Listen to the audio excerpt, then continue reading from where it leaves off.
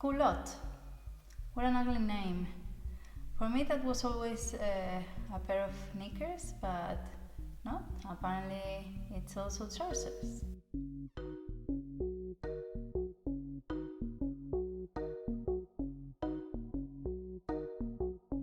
On the one hand, I'm dying to have a pair of them, and on the other hand, I'm a bit afraid because I don't know if I'll be capable of creating outfits and how I'll feel with them.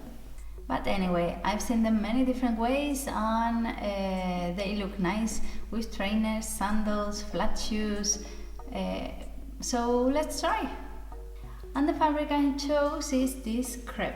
I think it's really nice and I think it will give them nice flow while walking. So I'm happy about that. And the color is this sort of teal, but I see it greener than bluer. I have to see in the camera how it looks. It looks bluer in the camera. On the one hand, I really like the color, but on the other hand, I'm afraid it's going to be a bit difficult to combine. It will look alright with white, of course, and I think pink. I had a pink t-shirt on and I dropped some coffee on, so anyway.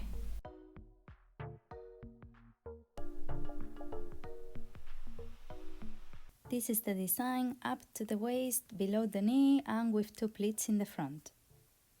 With our fabric folded in half, we're going to clone a pair of jeans we own, but wider. We're going to sew the two fronts and two back together and then the front and back by the sides and the inner legs. The waistband will have both lining and elastic and then we'll sew it together with the pleats. To clone our pair of jeans, we're going to trace around the edge, but being careful and leaving more space on the back so the leg is wider. Going to do the same with the front, but the wider bit will be on the sides, so we can pleat them.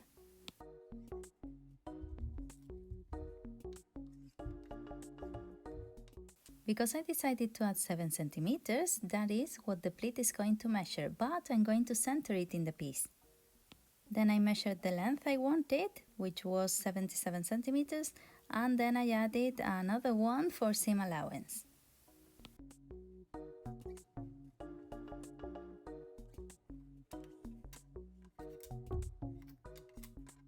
And now it's time to cut. And the good thing about folding our fabric is that we will have our 4 panels already.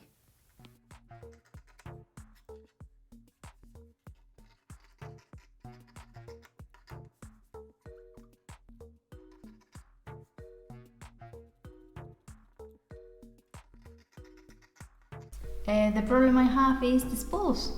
This one is the most similar color I have and I'm going to keep it in case I need it to give the waistband a bit more structure with a top stitch. So I'm going to sew the interiors with the other one.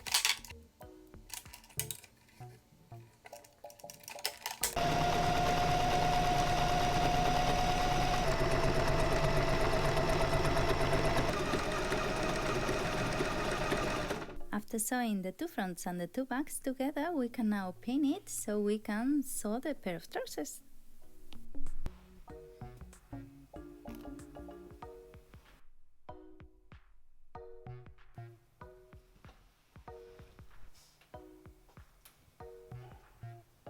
The waistband will be a normal waistband, about 3 centimeters wide, and the front will be flat, and on the back I'm going to add a bit of elastic band so it gathers.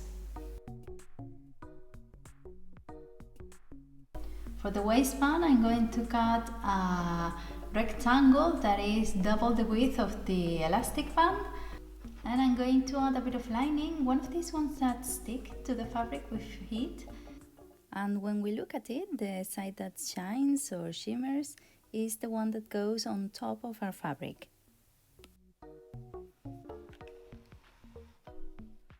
I'm going to pin the sides of my elastic band to the waistband so I can sew it without it moving around.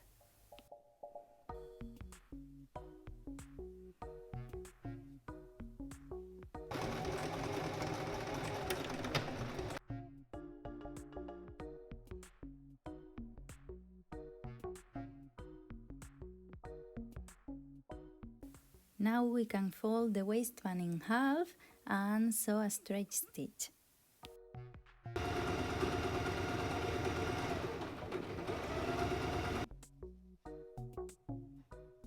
With our waistband finished, we can now make the pleats by pinning together the two marks we did while tracing the pattern.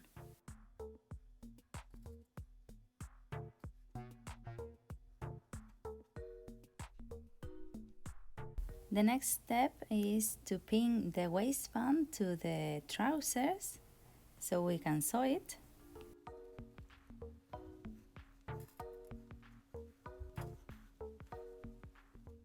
And we can now sew them together.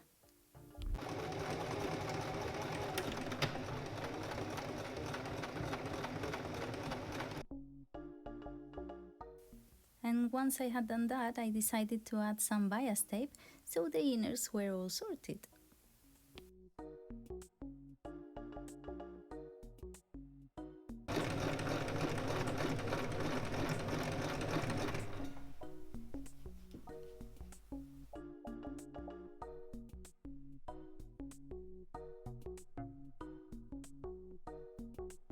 Really happy with my bias tape. I love a bias tape.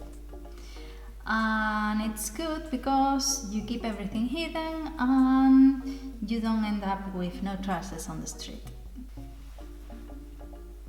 And to hem it, I'm going to use an invisible stitch by hand so you don't see anything from the right side.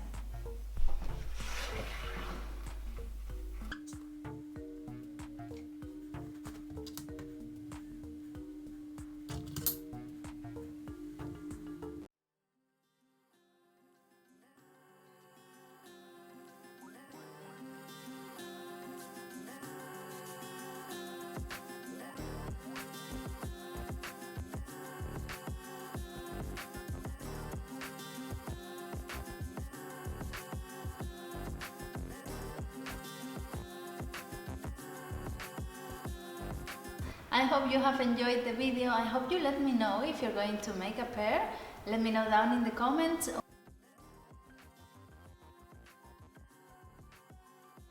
Let me know down in the comments if you're going to make a pair, if you like them, what material would you use, and you can even tag me on Instagram, Iregusa. So I hope you've liked them, I hope you have enjoyed the video, and don't forget to subscribe so you don't miss anything in our weekly adventures. And I'll see you next week. Bye!